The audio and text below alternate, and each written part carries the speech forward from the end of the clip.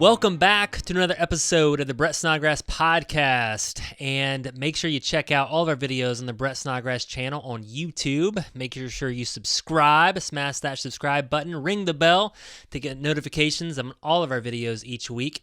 Today, I got a special friend of mine and a teammate in our simple wholesaling business, Mr. Ronnie Reese. What's going on, Ronnie?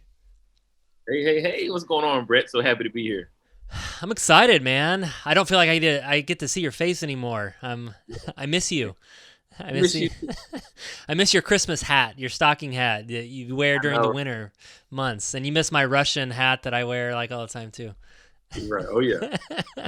um, well, man, this is just a pleasure for you to be on the show. I know that we've known each other for 3+ years now. I've been working side by side with you and, kind of as a leader with you and just seen you grow so much over the past 3 years. From meeting you for the very first time at our Simple Wholesaling meetup with tears in your eyes and, wanting a change, wanting something different for you and your family, knowing your potential, you could do something big. And you have. You've showed up those last 3 years and you've developed into an amazing person. I think you've done over 400 wholesale negotiations and contracts over the last 3 years, which is absolutely amazing. I think in 1 year you did like 200, right? It's crazy. And I've just seen you grow just as a human being. You're a father of 6. I know that can't be, that's not easy. Being a father alone, a father of 6, that's definitely a challenge in and of itself.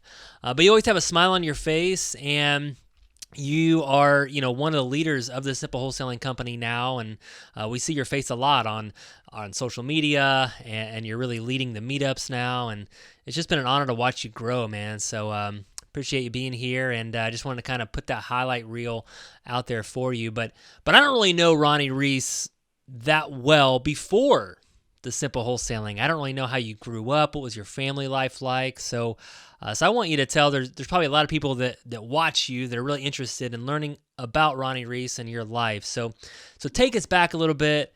What was your family life growing up? How were you as a kid? And we'll start from there. So, I was. I'm a church kid. That's who I am. I'm a pew baby. That's where I grew up. My father was a minister of music. So I was born in Greensburg, Pennsylvania. Going to my aunt and uncle's church. And that's all I knew all my life was just church and friends and family. Which is just a really big, important thing to me. I grew up. I have just on my dad's side. I had 16 aunt and uncles. So I'm first cousins. Just family gatherings, Christmas, Thanksgiving. Just I'm used to just always interacting and dealing with people. Um, my came from a 2-parent home. My mother and father, they love me. Have a sister, and it's always just challenged me. A lot of love, a lot of laughter, but also always challenged me just to to work hard, to be respectful, and to treat people right. Mm. That is the one thing. If I didn't get anything from my dad, it was to always treat people right. I remember time he'd be fussing at us, about something, and then somebody would walk through the door and he would totally just change and put on his customer service hat. And you couldn't tell that he was just fussing at us just early. So being able to turn on and treat people right was just a really big lesson that I got from my family. So your dad, so he actually worked in a church. He worked in the Yes. music. He was the music director at a church then. Yep. At a couple of different churches, and he also, worked at Public Storage as well. Wow. My dad worked a lot, and so that's one the other thing I got from my father is a strong work ethic. I remember there are times where he would come home from church, doing things with minister music, come home, get 2 hours of sleep, to go back and work third shifts, at a hotel, being a hotel manager, coming home at 6 o'clock in the morning, get another 2 hours of sleep to go and be at Public Storage, working a day job. So just work ethic, workaholic, working all the time, pushing, grinding, that's something that, I witnessed firsthand from my father. Wow. What was that? Just kind of like watching your dad, go through that. It sounds like he did that because he had to, right? He had to be the provider of your family, and it sounds like he did the church music because that was his calling. Maybe that was his passion.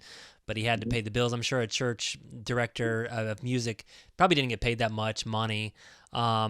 So what was that like? Just kind of watching your dad go through that. Did you have a good relationship with your dad? Did you, did he talk to you about working hard and and all that? And because you're a very hard worker as well, and I just want to kind of learn like, just was it kind of watching your dad? What was your relationship with him like?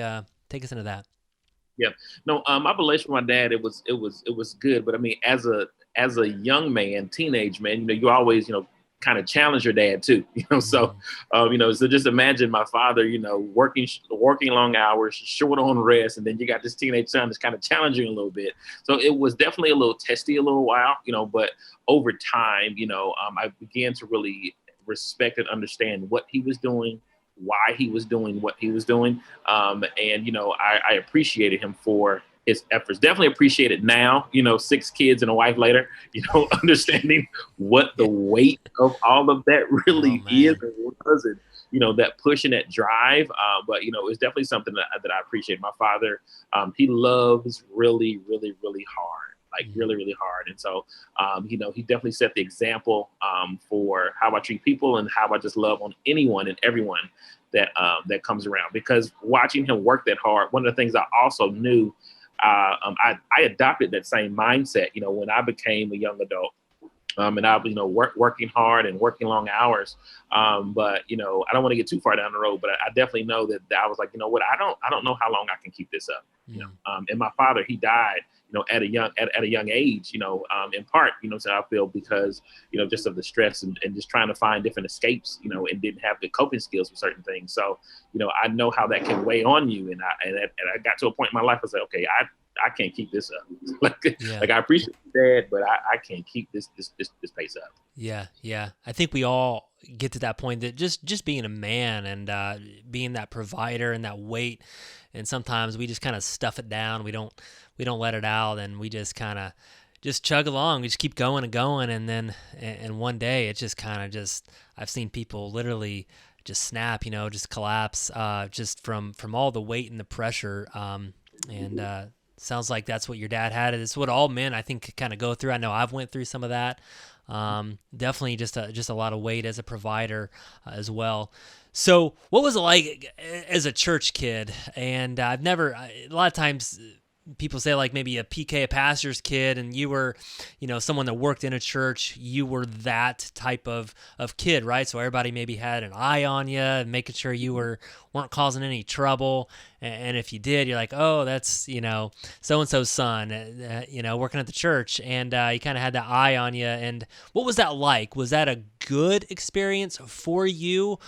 Did you think that you got close to God because of that experience? Or I've seen other people kind of go the opposite direction, right? Mm-hmm. Yeah. For me, it's very interesting because I got a lot of favor with people.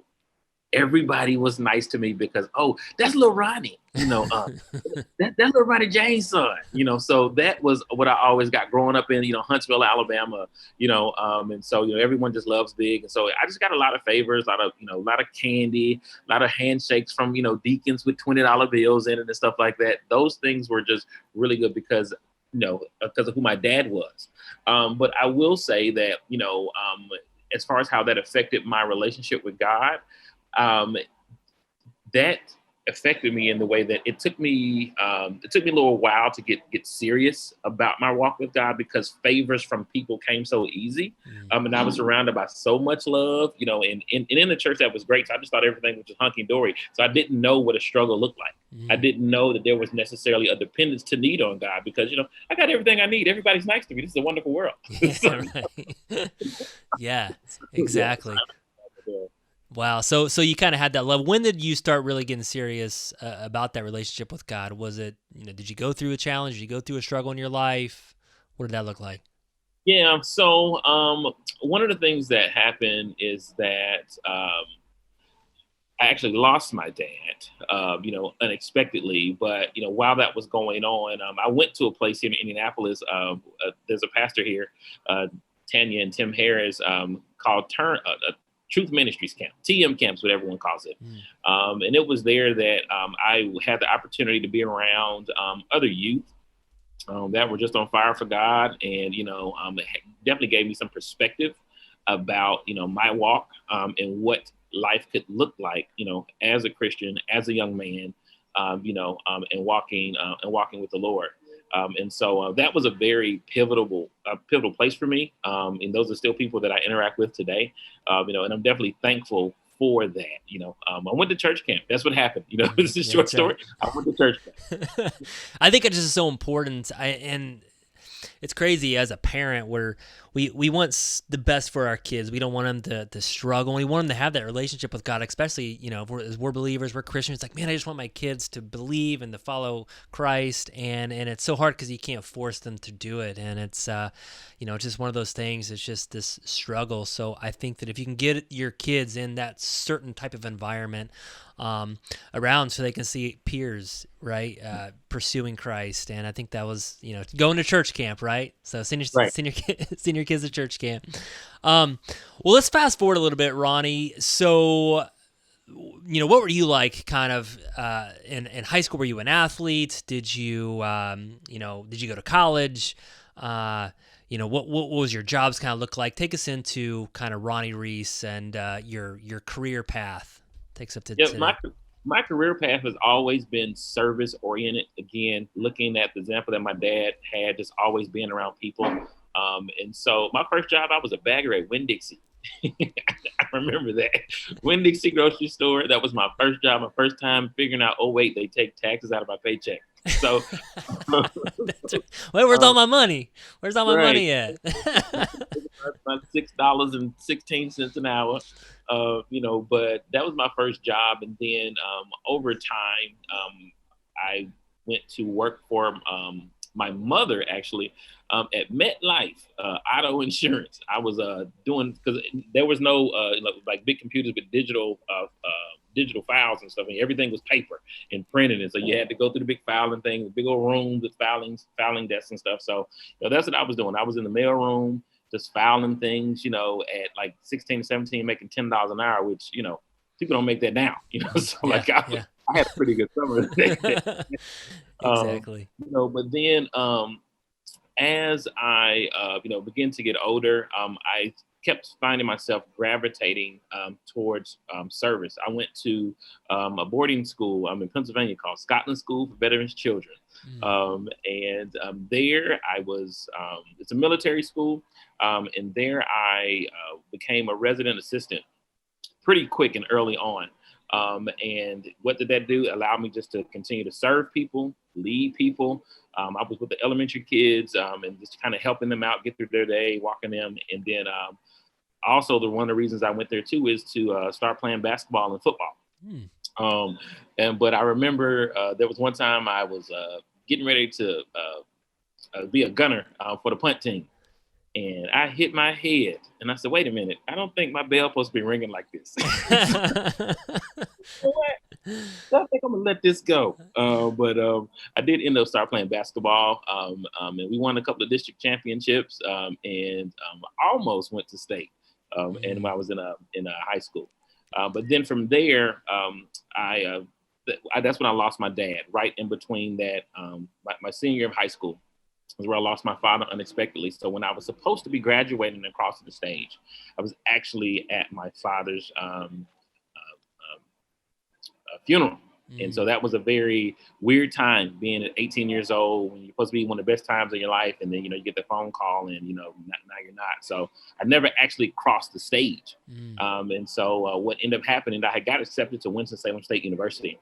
And I was going to go to that school, but then I had found out that it was my father's wish for me to go to a different school. And so I went to Arcadia University, just in a little suburb just south of Philadelphia, Pennsylvania. And as I got there, I thought the environment was good, but I just kept saying, this does not fit. And what didn't make sense to me is that there was someone there that they were just getting ready to graduate their 5th year in college, and they were getting a sociology degree, and they were $160,000 in debt. Oh my gosh. And I said, okay, wait, sociology degree, $160,000 in debt. your job is going to be maybe $27,000. I can't make that make sense. Yeah, I know. You might pay it off when you're like 72.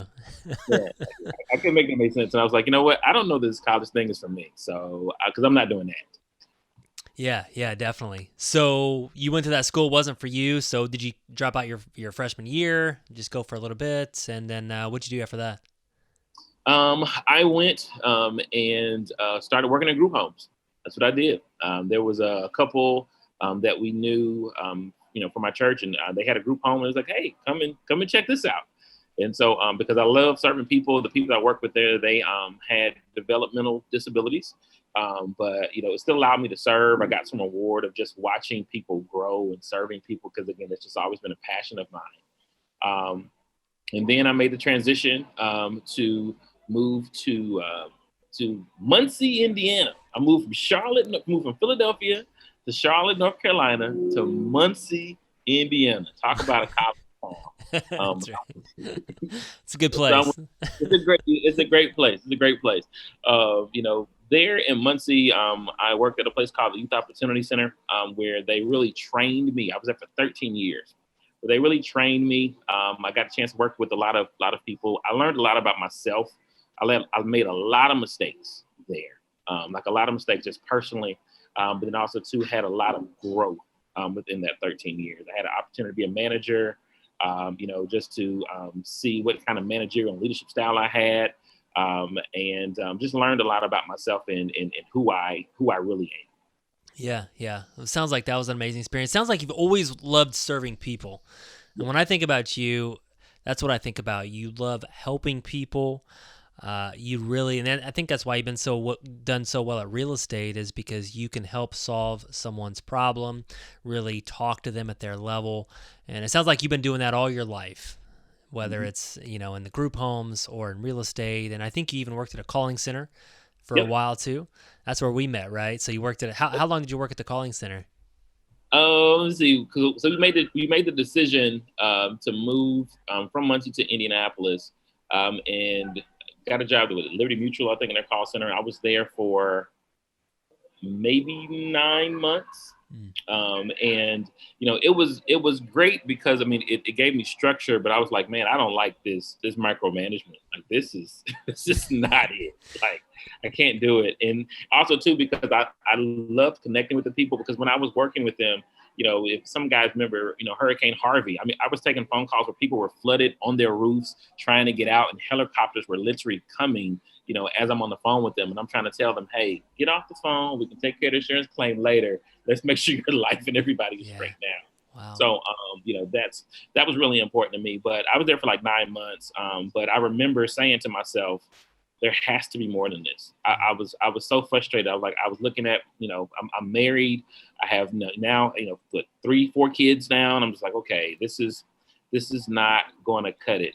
I've been a good worker. I've worked 13 years. I have the 401k. I have the insurance, but what is going to really propel me to the next level where I don't have to be stressed, and kind of get out of the rat race. And that's what, led me to make a phone call to say, there's a guy that in the church. I said, hey man, I don't know what you do, but every time I saw you, you always had on a nice suit. You didn't seem stressed, but no one ever knew what you did.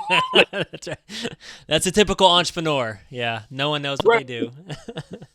Like, what do you do again? And then he told me, he said, Ron, his name is David Roberts. And he says, I do wholesale real estate. He says, so this is what you do.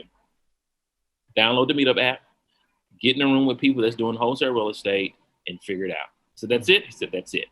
And so then that's when I downloaded the app, and I saw that Simple Wholesale and Meetup, and I was like, Christian guys that do real estate, that is not right.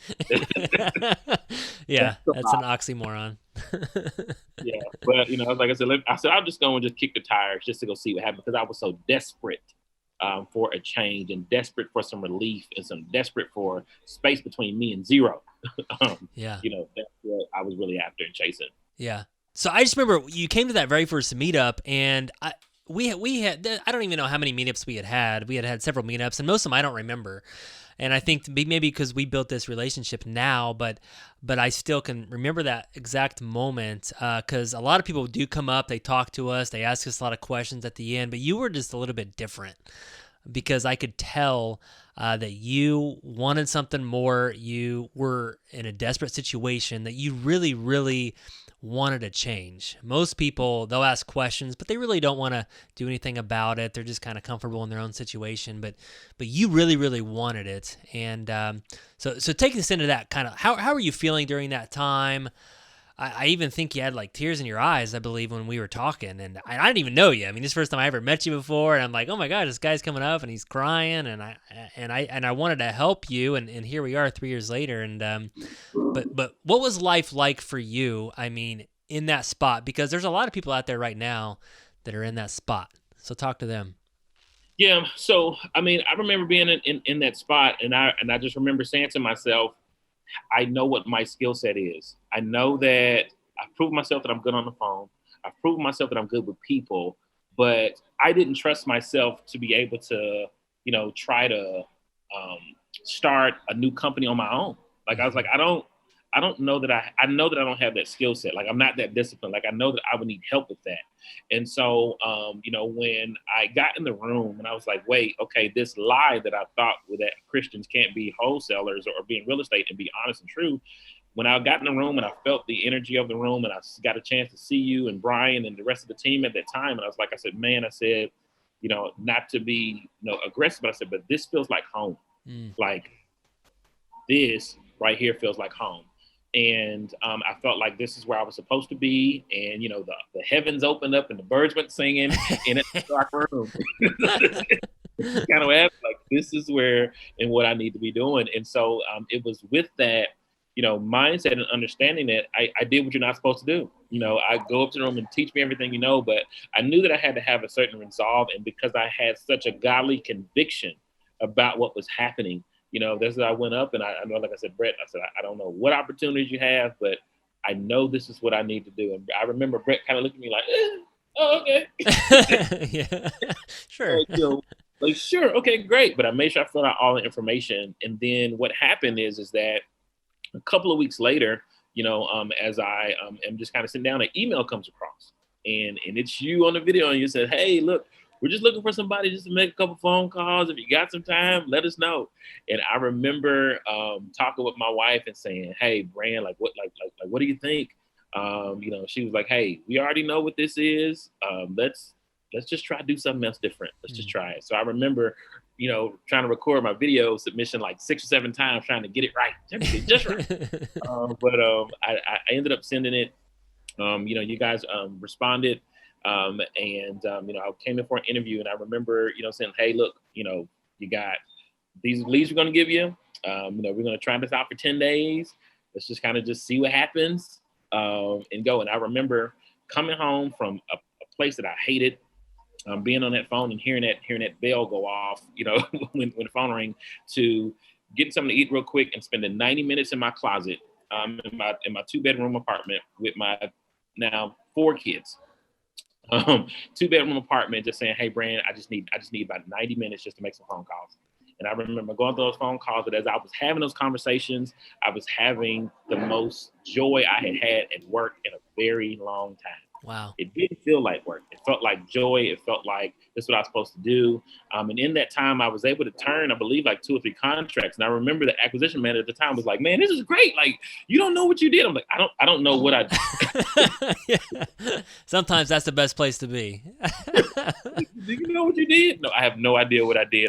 I just set up an appointment. The person said, yes, they like me and they gave me a price. So no, this is a lot of traction. And so I remember, going through, getting the job offer, and me and Brandy, we sat there and we said, look, what are we going to do? Because she's a probation officer at the time. Me, because of how I am, I'm very loyal and I'm safe. So I don't do anything risky. Mm-hmm. But we had to take a look at the trajectory of our life and where we were. And if we stayed on the path we were on, what was that going to lead to? Mm-hmm. On my job, my regular 9 to 5, I'm frustrated, I'm mad, I hate it. but I'm kind of secure. With this unknown opportunity, I have no idea how much money I'm going to make. I have no idea who's going to call. I have no idea of anything, but I do know that they're happy. I do know. That's right. You can check all those other boxes, you know. That sounds like just drinking a poison when you talk about your job. You're like, I'm mad, I hate it. And the thing is most people live like that. And so for us to be able to do this business and actually enjoy this, it's just been an amazing ride, and you've been a blessing. And so, you've been working with us for 3 years. You started off answering the phone, just doing exactly what you did at the call center, answering the phone, setting up appointments for our acquisitions manager, and take us just kind of in these last 3 years, because you've done a lot of different things in our company, and it's kind of been this trajectory of growth, right? I just see it's been a steady just stream of Ronnie growing, just keep stepping up, and now you're one of the leaders on the team. But take us into where you were at 3 years ago, just getting started, to now. Has it been challenging for you? Has it been just roses? Just be like, hey, let's go. I'm ready. Let's do it. And but what's been like? What has it been like for you? There's definitely been bumps in the road, because when I first got on, I remember where we were at.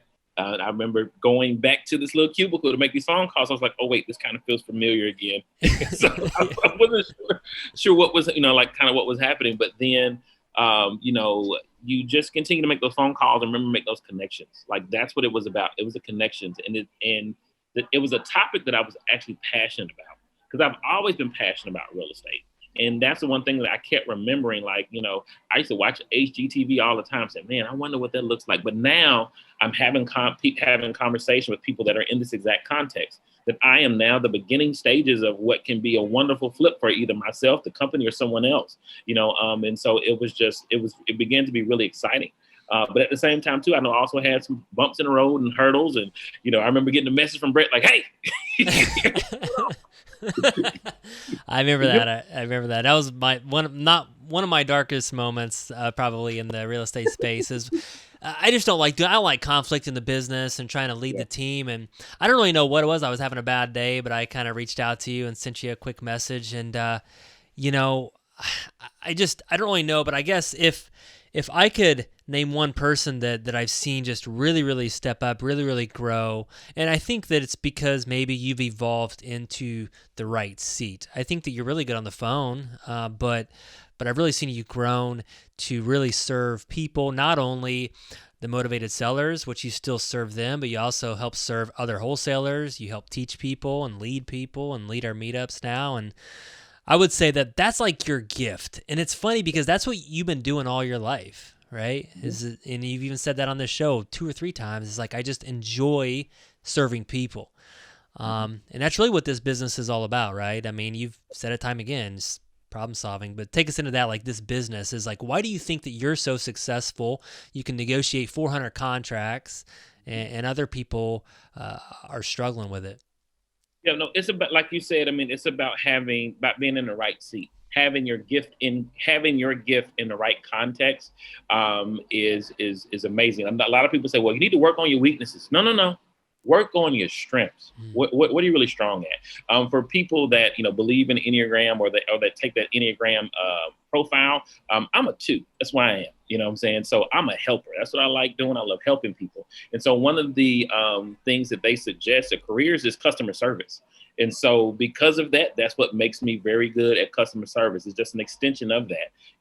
There are different things different trainings have to learn because I like pleasing people, but just problem solving through how to, let somebody know, like, hey, our prices are going to work. It takes a lot of growth to be able to do that. And so I definitely have to give, shout out to our leadership and Brian being able to say, hey, okay, what can we do? What systems can we put in place? What other ways can we train in order to help Ronnie with his strengths, and putting your strengths in context. So, that's what I would always encourage anyone that's watching is figure out what your strengths are. And from that, just be strong. It's okay. And then when it comes to whatever you're not good at, hire out and get other supports to wrap around your weaknesses. That's fine. But it's important that you be strong, because that's what God put you on this earth for. You know what I'm saying? Your strengths, are something, a gift that he gave you. So utilize them, maximize those, grow those. Exactly. I mean, and I think that that's just the thing in this business is in any business, if you can build support around your strengths, that's just the name of the game. And I feel like we've been able to do that with our team. And Brian, he's became CEO of the company, and he's a great leader. I even feel, I think he's a better leader than myself. You're better at your job than myself, and everybody. I always say that too. Just like everybody on the team does the job better than I did, and that's just great. And when you can reach that, you just have that place of freedom. So, Ronnie, what would you say just about, so you've had this experience, you've been able to grow with our company, and you've been able to increase in a lot of different ways. You've been able to increase your income and increase in serving more people, increase in leadership. So what has that done for you? I mean, remember back to that spot 3 years ago, in that kind of desperate spot, wanting something more. What are you feeling today? I mean, are you feeling like you still want something more? Or do you have fear at all? Like, talk to us about where you're at today. Yeah. So now, being on, being in a different tax bracket, I'll say that. um, you know, the way I think about money is different. Now, before I would think as money as a need. Like, I need money. I have to have it, or I'm not going to be able to pay for Pampers. I remember right before I started the job, I had to call my friend, to send me $40 so I can get some formula. It was very embarrassing and humbling, to be able to do that. But now I'm at a place where I think is money as a tool. Where can I put money in order to help it grow?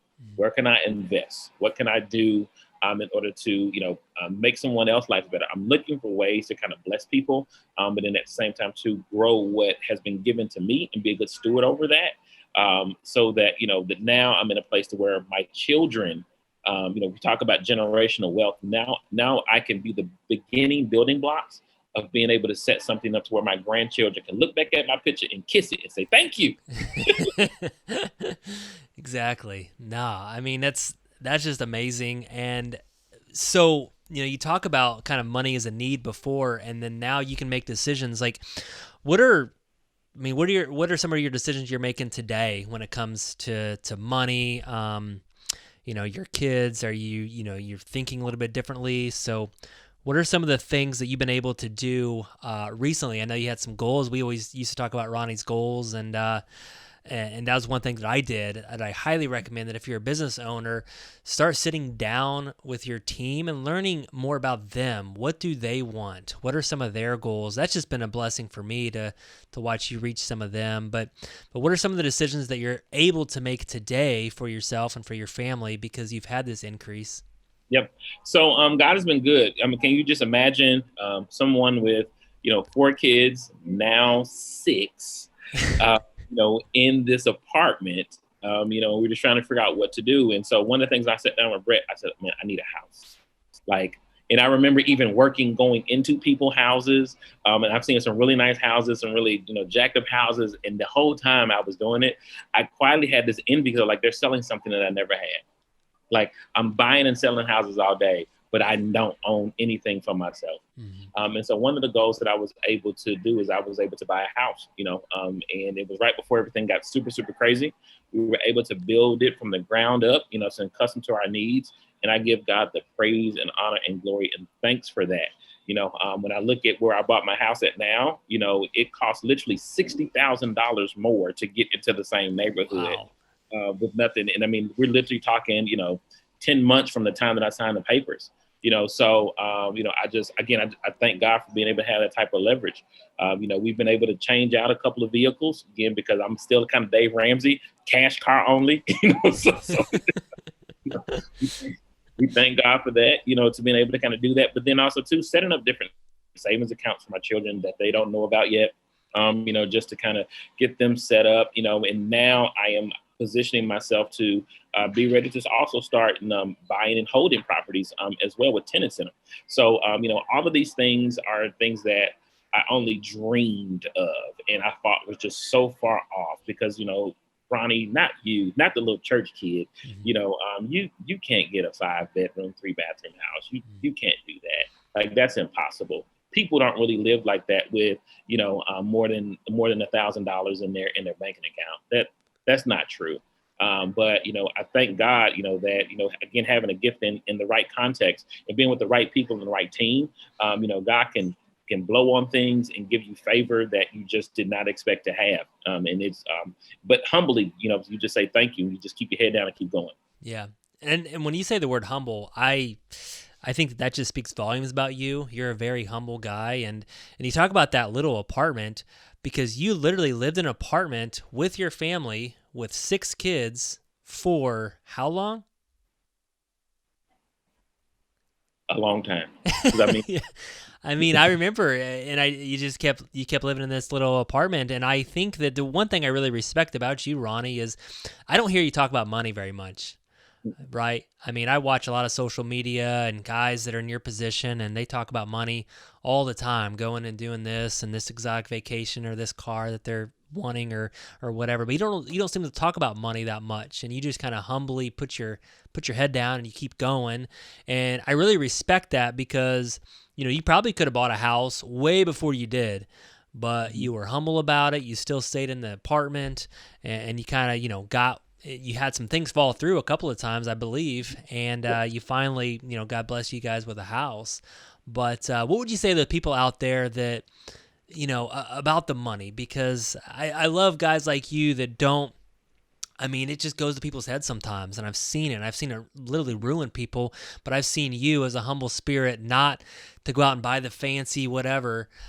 You just are doing it very, very smart, and I think that's how you build wealth, is if you can play great defense. And you're playing good offense now, but you're playing really good defense too. Yeah. So, I mean, not to plug his stuff too much, but I mean, I took Dave Ramsey's Financial Peace University twice. Twice.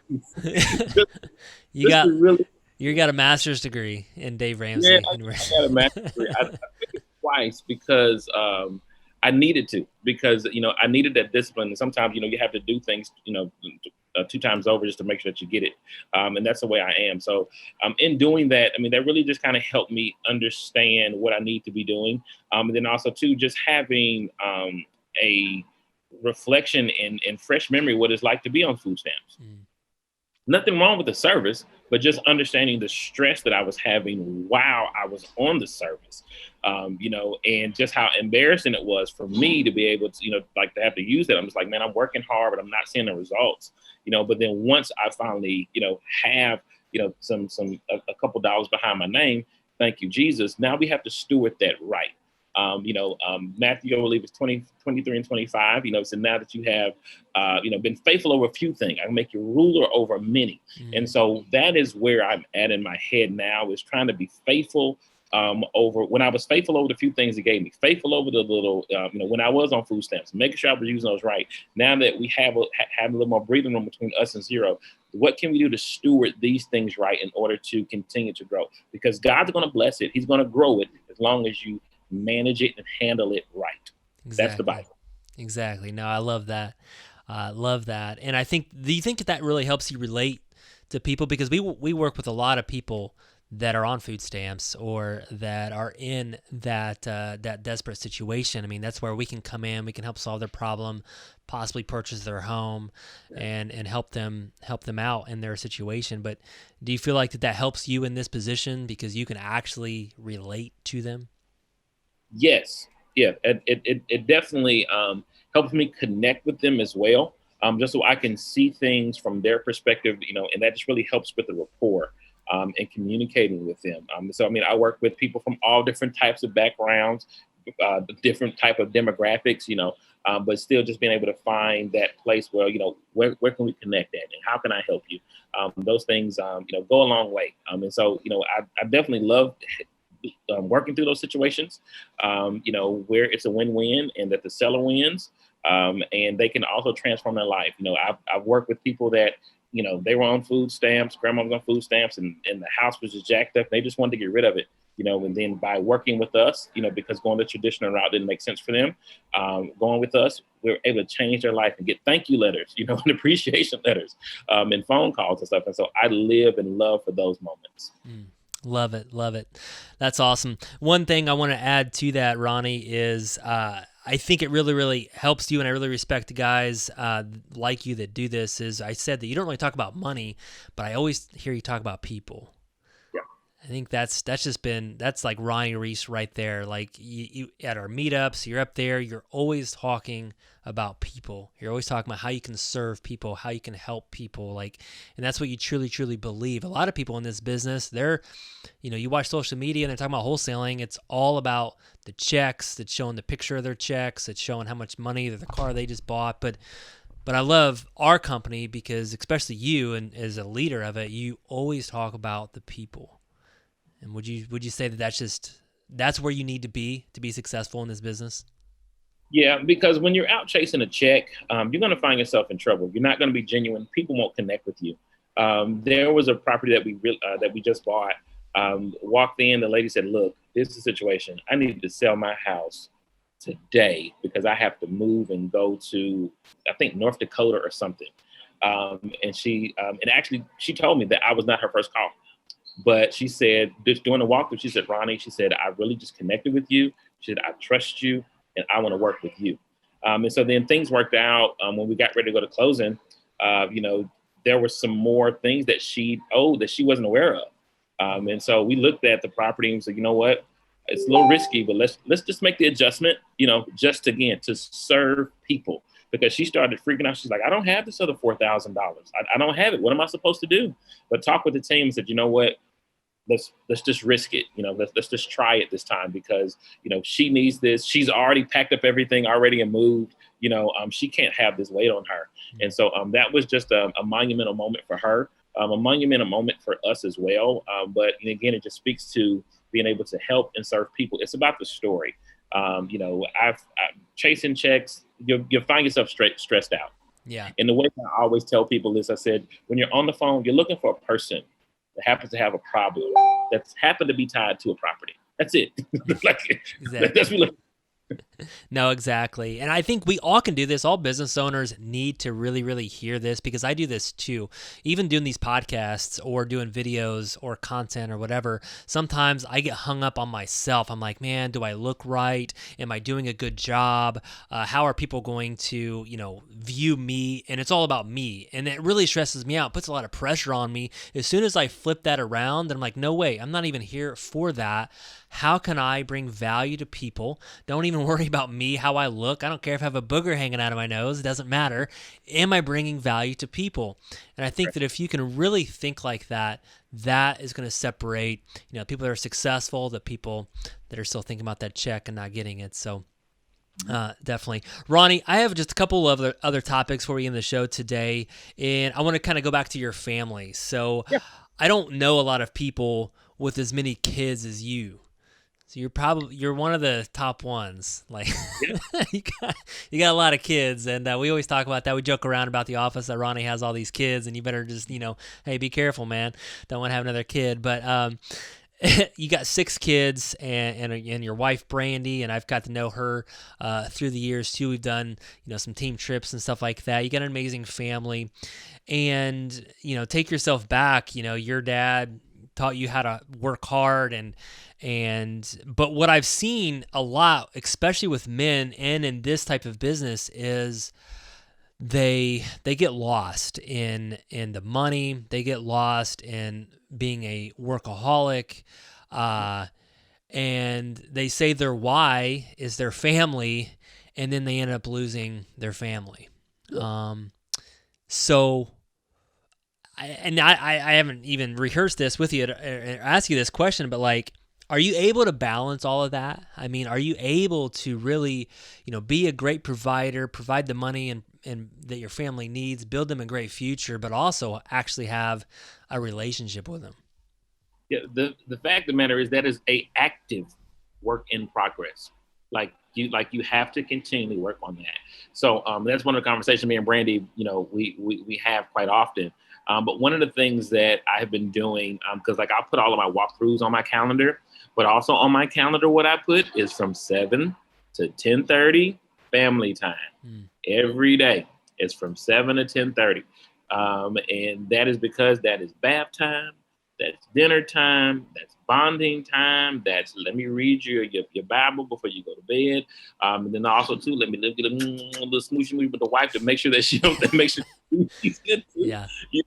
Because you have to schedule that balance. You have to schedule that. You really have to prioritize your time. So just as we are, scheduling times to work and schedule what we're doing in this lunch hour, I feel it's very important for people that are self-employed or just period, no matter what you are, period, to really just set aside some time. Hey, this is the time that I'm naming my family and I'm doing. Just like Dave Ramsey will tell you to name every dollar. You do your budget. You need to do what David said, teach us to number our days that we might apply our heart unto wisdom, and so you want to make sure that you do those things too to help with that balance, because I've been in rooms with people that make $10-15 million themselves, but in talking with them and counseling with them, they're like, man, my marriage is horrible. My stress is crazy, but one of the things that happens is they're workaholics, so we're just so addicted to the rush and the affirmation of other people. But the affirmation that really matters is the one at home and the one that God has entrusted you to steward over. Exactly. No, I love that. There was a phrase that I said on another show one time, but I was with a very successful entrepreneur and he had just gotten divorced from his wife. And he told me, I never forget this. He says, there is no public success that will ever replace your private failure. And that just kind of sticks with me. So if you're listening to that and just be intentional, I think is the biggest thing. You're intentional about your business. You're out there, you're making so many phone calls, doing so many appointments, making all this money. You also have to be intentional about your time with your family, because if you don't run your life will run you. And we got so many different things, especially in the wholesale real estate business, just coming at us all the time. So if you're not like working in the business, you're watching other people on social media do whatever they're doing, right? And you just get lost in it all. So make sure you're very intentional with your family. And Ronnie, thanks for sharing kind of what you do and how you balance that out. Ronnie, last topic I really want to go over is, this is a topic that, honestly, I don't talk about a lot because I'm probably not a very controversial person. I don't really like conflict. And when people start talking about politics or race or all these different things, I clam up a little bit, just personally, because I'm like, I don't really know what to say, because I'm not really, I guess that's just me, right? So I don't talk about this a lot, but I wanted to talk to you about it, too, because we have a team and we have, we're a pretty diverse team, honestly. We have white people, we have black people, and I just feel like, we try to, I don't really look at that, but I wanted to ask your opinion on it. We've had so much division in our country this past year, and I would just say, hey, that's my hand going up. Maybe it's just came to light, but something's been happening for years and years and years, right? So I wanted to talk to you about your experience as an African American, just doing this business. Has it been a challenge for you being an African American doing this business versus a white person? Have you've had things happen because of that? Do you have to be careful when you're out doing this? I want to just kind of ask your opinion on that and take us into this to you. Yeah, I've had a lot of different experiences when it just relates to that. Because there have been times where I was, waiting on a seller to go to meet me at a property. I've had the police called on me. Wow. I've had I've had other neighbors come out and question me about, hey, what are you doing in this neighborhood? But then at the same time too, it's when I'm in other more urban neighborhoods as well, other people care about their property and trying to figure out, hey, what's going on, or why are you looking in this window? And, so when it comes to my experience, it's been all over the place, but, for the most part, it's been good. And, I'm thankful for that. But I know that everyone has not had that same experience. So it really just kind of depends on, where you're at. One of the things that I always try to do is I try to make myself known and make myself, feel safe, but other people don't see that. They might just see, oh, that's a black man. Oh my God, let me not treat him well or whatever. But I just I try to be as professional as possible, be myself, let my character, my actions speak for themselves, and then over time try to build that rapport. But there are some people that just see me and, won't interact with me. There have been times I've went to go talk with motivated sellers, and they've got quickly unmotivated. So they saw who was coming up to the door. Gotcha.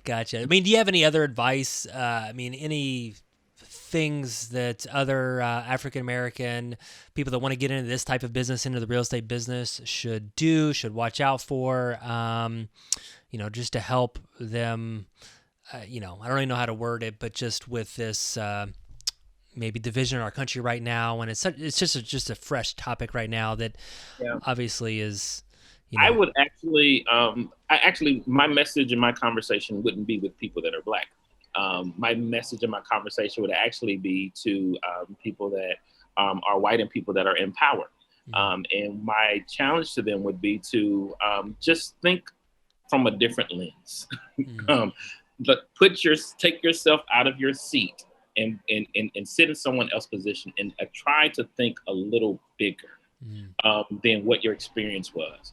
And go from there. That's actually where my admonishment and my challenge would be, is to take chances on, or not take chances, but invest, in diversifying your workforce. Invest in, maybe outsourcing other people, or to other companies, that, are Black owned or Mexican owned or minority owned or women owned or whatever it is, because, traditionally, real estate has been an old boys club. That's what it's been, when you look at the, just how this country was founded, I say this, that, the monopoly board that has been going on for America has been going on for over 400 years. And now people of color have just now gotten to start getting on a monopoly board. So there are systems and rules and stuff in place that, we have to overcome because there was how things were already kind of set from the beginning. So that's who my encouragement would be, to take a diversity course, take a understanding, undoing racism training, just educate yourself to try to put yourself in someone else's shoes. That's what I would want to talk to. No, I like that. And I think that's, again, it just goes back to you and who you are, just a humble man, and always thinking about people and putting yourself in someone else's shoes. I think you do that so well. I would just, piggyback off that. Yeah. So just, if we can all put ourselves in someone else's shoes, have that perspective, I think we'd all be so much better off.